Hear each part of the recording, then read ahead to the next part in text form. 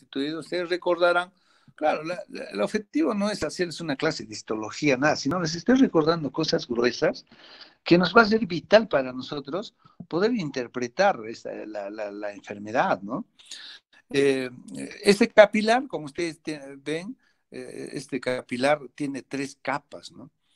Una capa interna, ¿no? Una capa media y una capa externa. La capa externa estaría pues ya hacia el espacio de Bowman, donde no hay nada ya en el espacio y la cápsula, ¿no? Esa es la parte externa, ¿no? Es la capa externa. La capa interna de estos capilares, ¿no?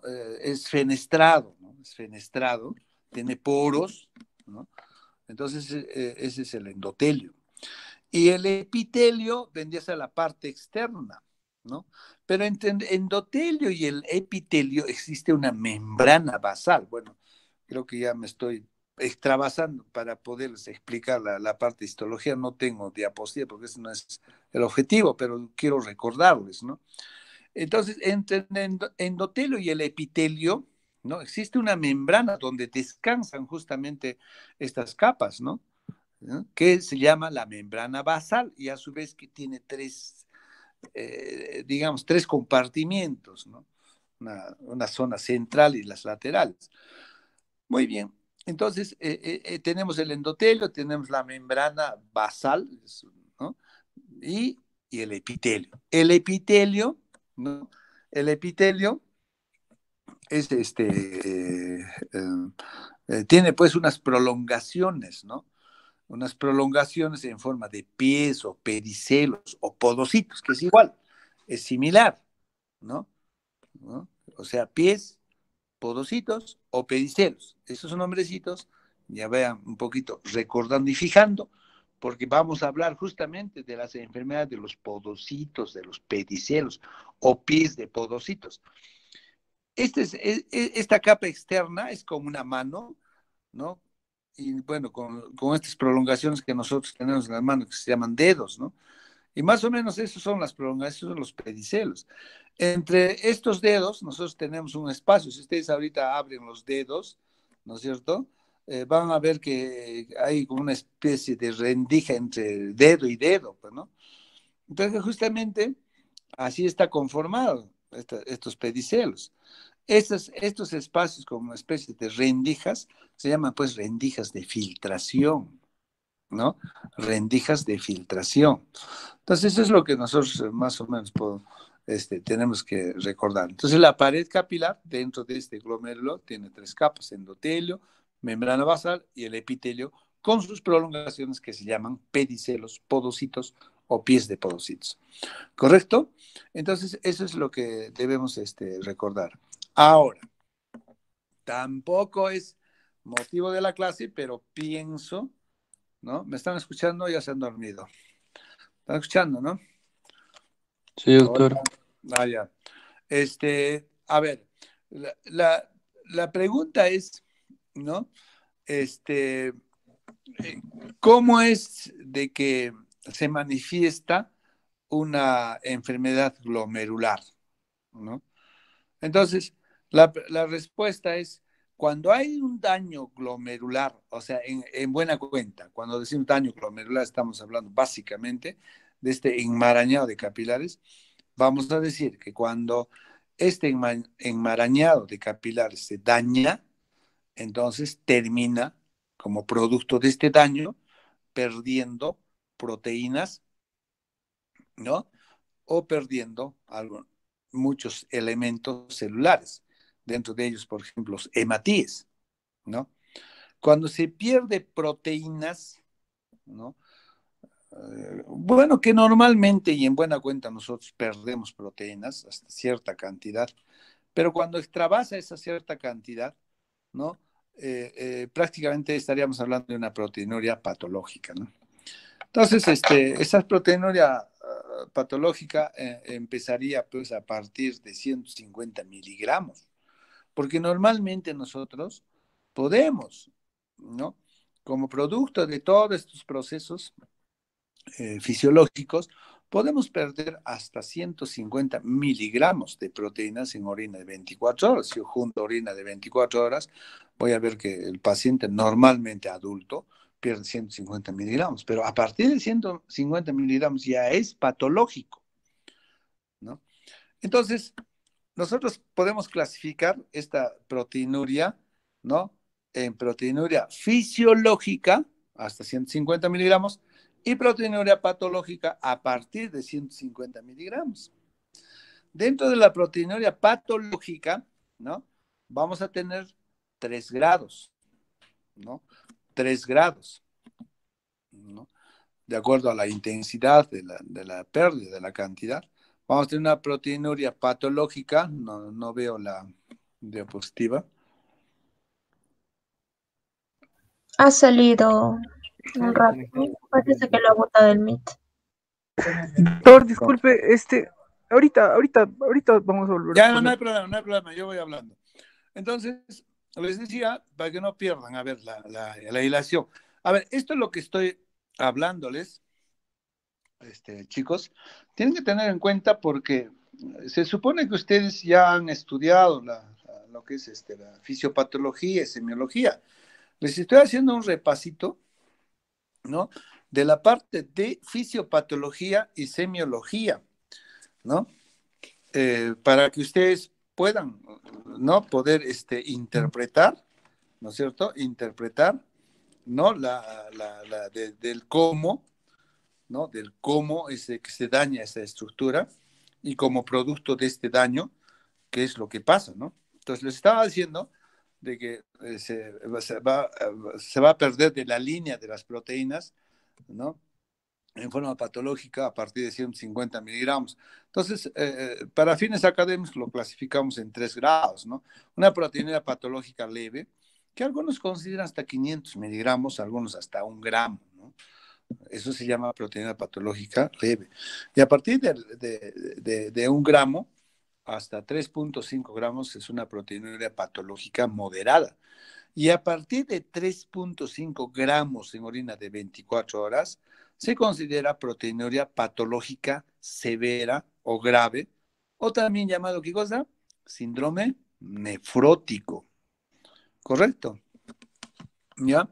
Eso es lo que pasa entonces en relación a la línea del daño de este glomérulo, cuando se daña y se pierde proteínas que puede llegar hasta producir síndrome nefrótico o proteinuria patológica severa o grave. ¿Ya? A raíz de esta pérdida de la proteinuria, y si es severa, más todavía, se supone que las proteínas en la sangre, ¿no? Van a estar disminuidas, ¿no es cierto? Es de esperarse, pues, ¿no? Dada de que a través de estos filtros, ¿no? De estos glómerulos dañados se está perdiendo, ¿no? Entonces vamos a ver que en la sangre bajan las proteínas, entonces se llama hipoproteinemia, ¿no? Y fundamentalmente a expensas de la albúmina, entonces es preferible llamar hipoalbuminemia, ¿no? Que sería un componente importante que le acompaña a la proteinuria grave o síndrome nefrótico. Entonces, la pregunta es lo siguiente. Si se pierde proteínas en la sangre del paciente, entonces, ¿cómo estará la fuerza que hace de que el agua no salga fuera de los vasos sanguíneos? ¿Cómo se llama esa fuerza que hace que el agua no salga afuera de los vasos sanguíneos? Se llama Presión oncótica. Presión oncótica. Correcto. Entonces, la presión oncótica baja y entonces se convierte ese tubo que estaba enterito, con huecos en todos los costados y el agua se sale afuera. Entonces, si el tubo pierde agua por todos los lados, vamos a ver que el agua se va a encharcar, se va a acumular o no en la zona adyacente. Claro que sí. ¿Y cómo se llama el espacio que está al lado de los vasos sanguíneos?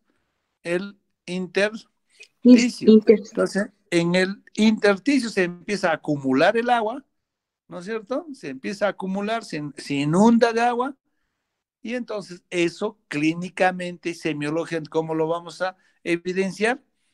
Edema. Edema, ¿no? Se ha hinchado esa zona, se está acumulando el agua, y cuando yo le hago una presión digital, ¿va a dejarme una huella o no? Claro que sí, ¿no? Entonces, hay un signo que deja, pues ahí, el signo de la huella. Pero como un señor, no sé cómo apellida, que lo ha descubierto, ¿qué cosa le han puesto? El signo de Godet. Entonces, eso es lo que pasa. Entonces, ya tenemos ya la proteinuria. La albúmina que bajó en la sangre y a expensas de eso salió el agua, entonces tenemos una hipoalbuminemia. Si salió el agua, se acumuló afuera, ¿qué está formando? Edema. ¿Correcto? Ya tenemos 3 componentes del síndrome nefrótico. ¿Correcto? ¿Dónde parte todo esto? De la pérdida de proteínas, ¿no? A raíz de que se pierde la presión oncótica, ¿no? A raíz de que se pierde la presión, pareciera que es la explicación por el cual el hígado, en el afán de compensar, ¿no? Esa pérdida de la proteína, claro que sí, empieza a compensar, pero hay un momento en que se agota esa compensación, ¿ya? Y entonces desvía su metabolismo y empieza como a modo de compensar, pero ya no proteína, sino va a empezar a qué cosa, a formar, a desviar como la gluconeogénesis, ¿no? Entonces, como producto de esto empieza a empezar a formar, ¿no? Grasas, el colesterol y el triglicérido también. Entonces, se empieza a formar, a producir el colesterol y a producir el triglicérido. Entonces, hay un componente del síndrome nefrótico, se agrega ese componente de las hiperlipidemias, ¿no? Hiperlipidemias. Si se aumenta el colesterol, vamos a decir que hay una hipercolesterolemia. Y si se aumenta el triglicérido, vamos a decir que hay una hipertrigliceridemia. ¿Correcto? Entonces, esos 4 componentes, ¿no? Que estamos hablando, cuyo origen es la pérdida de la proteína, y después baja la albúmina, hipoalbuminemia, después se produce el edema, ¿no? Y finalmente hay una hiperlipidemia, o mejor hay que decir dislipidemia, dices alteración, lipidemia grasa. Esos 4 componentes, ¿no? Integra, ¿qué cosa? Un síndrome. Síndrome es un conjunto de signos y síntomas, ¿no? Entonces, ese síndrome, ¿qué cosa se va a llamar? Síndrome nefrótico. Correcto. Muy bien, entonces eso pasa entonces en la línea, ¿no? En la cuerda, vamos a decir, de la línea de las proteínas. Pero así como ese capilar dañado, también puede perder elementos, en este caso células ya también, ¿no? Células, ¿no? Y una de las células en las que se pierde son células eritrocitarias, o sea, los hematíes, fíjense. Los hematíes se pierden a través de estos glomérulos, y entonces, cuando se pierde por la zona dañada, ¿no? Estos hematíes se van a deformar, porque están escapando por una zona dañada, ¿no? Entonces, al atravesar ese capilar que ha sido dañado, pasa al filtrado y se va al tubo, pero ya una célula dañada, ¿no? Cuando filtra, ¿no? De este glomérulo, ¿no? Eso ya es la orina. El filtrado que sale del glomérulo y va a empezar a deslizarse a través de los túbulos, ¿no? Y luego finalmente llega al túbulo colector, ¿no? Se llama. Y luego sale a los cálices menores, no sé si me están siguiendo, mayores, a la pelvis, y después de ahí, ¿qué cosa empieza? El uréter, vejiga, ureter, sale afuera, ¿no? O sea, ¿dónde ya se produce la orina? La orina ya se produce el filtrado. Pero resulta que la orina, si comparamos, ¿no es cierto?, la osmolaridad de la sangre, vamos a ver que se va a elevar pues entre 3 hasta 5, incluso dicen hasta 6 veces la osmolaridad de la sangre. O sea, es una osmolaridad tremenda ya del filtrado, ¿no? ¿Cuánto es la osmolaridad normal en la sangre? De 290 más o menos miliosmoles por cada litro, ¿no? Pero en la orina puede llegar hasta 1400, 1500 miliosmoles por cada litro de orina. Resulta que los hematíes, cuando escapan a través de este glomérulo que está dañado, ¿no? Producto del escape de esta zona dañada, ¿no? Al lesionarse, exponen su célula, ¿no? Y por lo cual se van a encontrar con un medio súper, hiper osmolar. ¿No es cierto? Que estoy diciendo hasta 1200, hasta 1400 miliosmoles. Entonces, ¿qué es lo que pasa?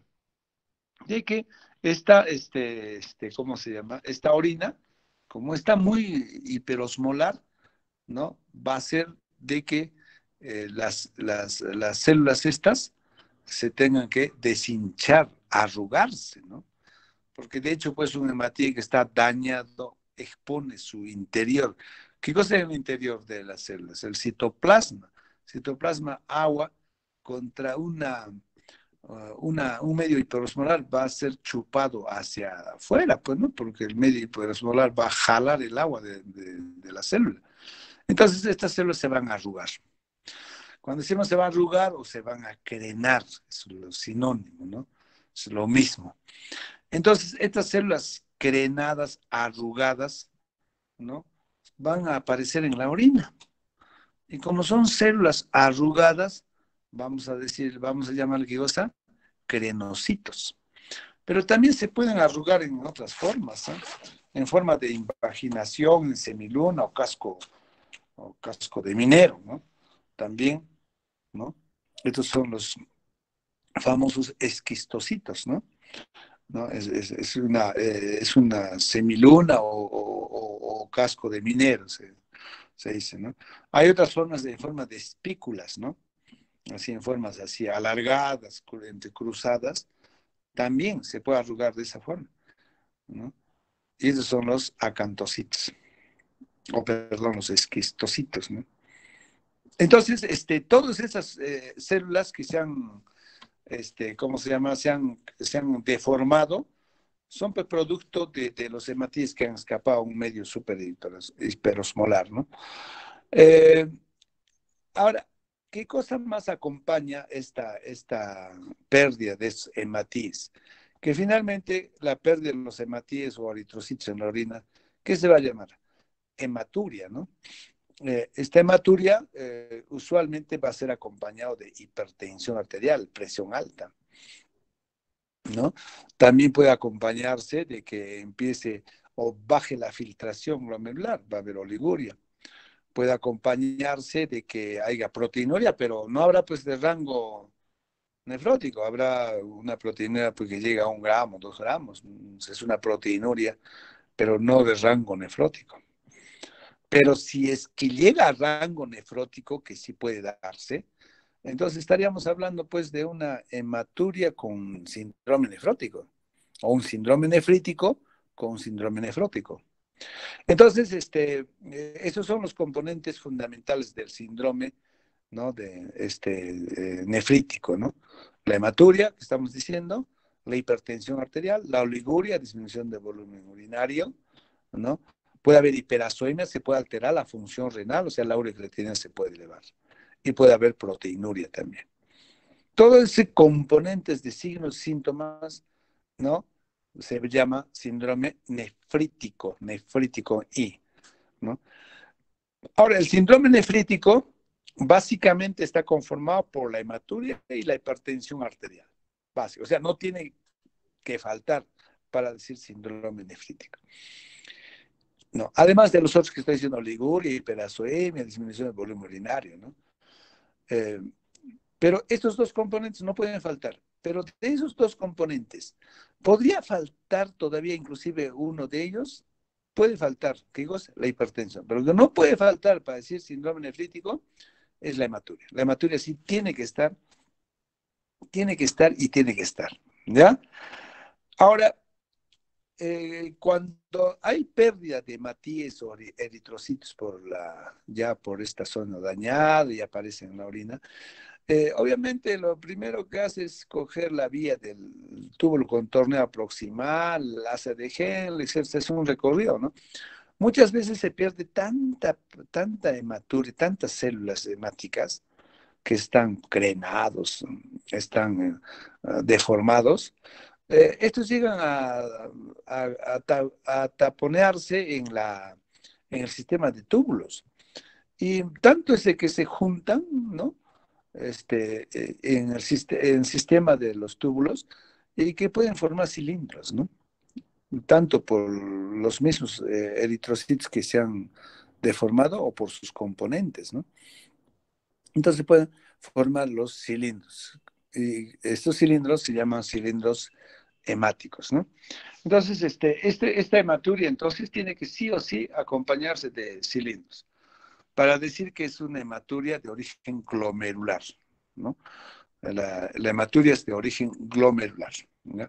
Porque también hematurias que no son de origen glomerular, puede ser un sangrado de otra parte de la nefrona, pues de los mismos, no sé, pues de los cálices, puede sangrar del uréter, esos no van a formar cilindros, ¿no?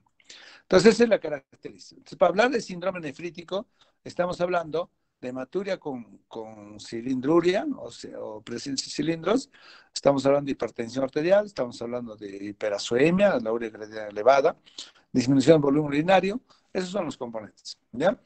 Ahora, la pregunta es, ¿puede presentarse síndrome nefrítico y también síndrome nefrótico? ¿Sí? Sí, ¿No? doctor. Eso se llama entonces síndrome mixto, síndrome nefrótico y nefrítico, ¿correcto? Entonces, si a mí me dicen cómo se manifiesta clínicamente una glomerulopatía o enfermedad glomerular, ¿no? Voy a decir, ¿no? Presentando proteinuria o hematuria, o inclusive llegando a presentar síndrome nefrótico y nefrítico, o mixto inclusive. Ya sea cuando se habla de síndrome nefrótico, cuando se habla de síndrome nefrítico, cuando se habla de nefrótico, ¿no es cierto? Así se manifiesta una enfermedad glomerular, una glomerulopatía, ¿no? De esta estructura muy importante que es de la nefrona, ¿ya? Eso es entonces como un pequeño repaso. Si a usted le pregunta entonces, cuando se enferma el glomérulo, cuando hay una glomerulopatía o cuando hay una enfermedad glomerular, ¿qué esperaría encontrar?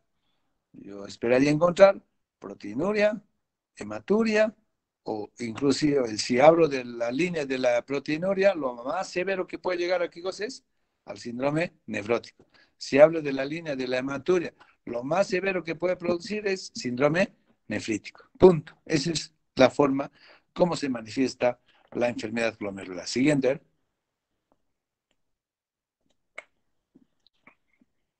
Entonces,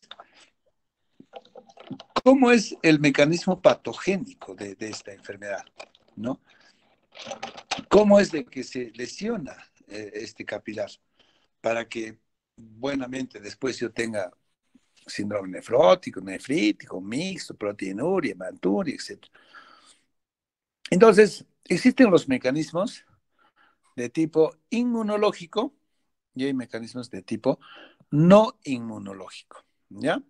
Esos son los dos mecanismos que van a tener que ver en el daño, ¿no? O sea, el patogénico del glomérulo. Siguiente.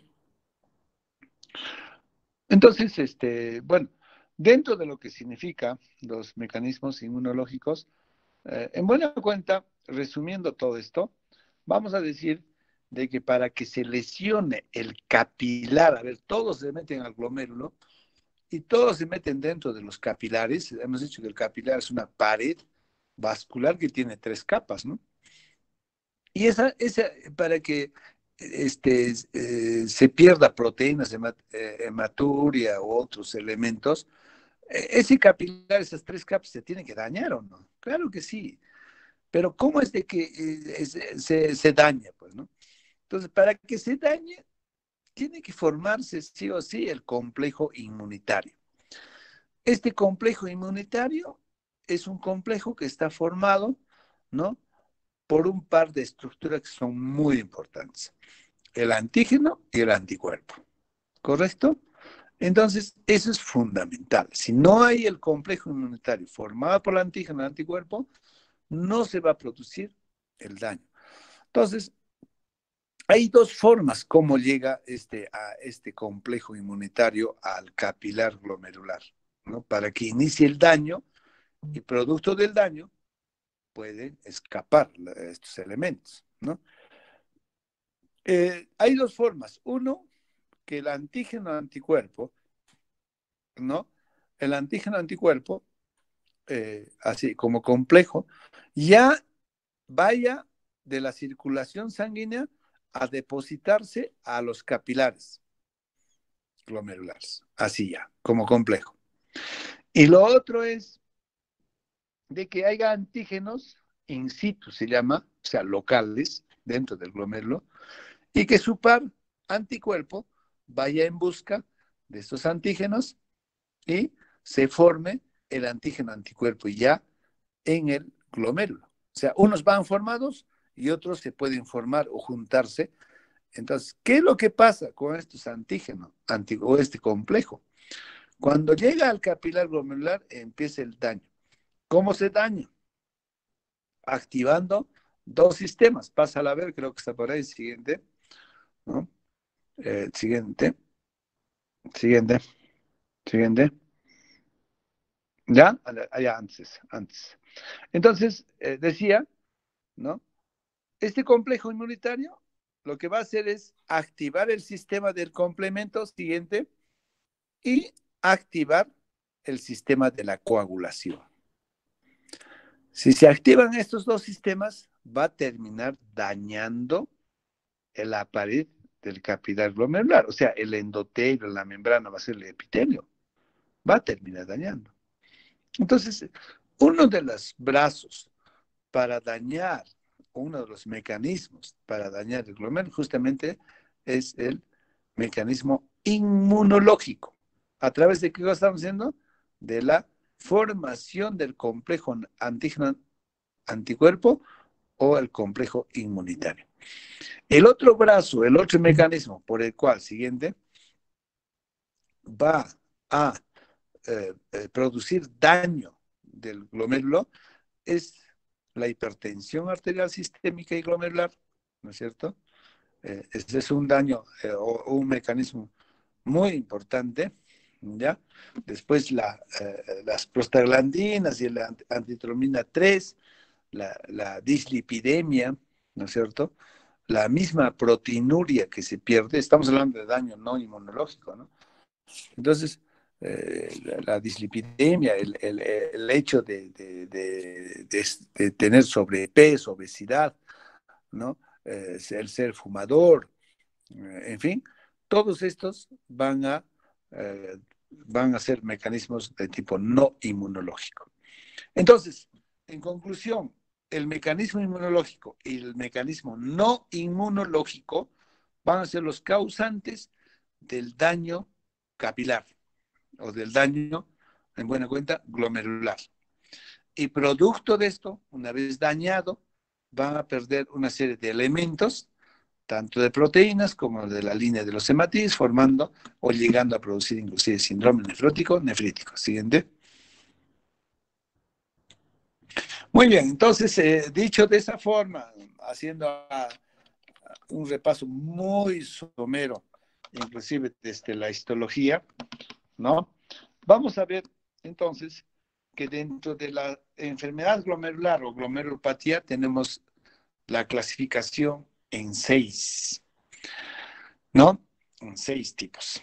Tenemos la glomerulopatía con cambios mínimos, la glomerulonefritis mesangial, la glomerulosclerosis focal segmentaria, ¿no?, la glomerulopatía membranosa, la glomerulonefritis membrano-proliferativa y la glomerulonefritis rápidamente progresiva.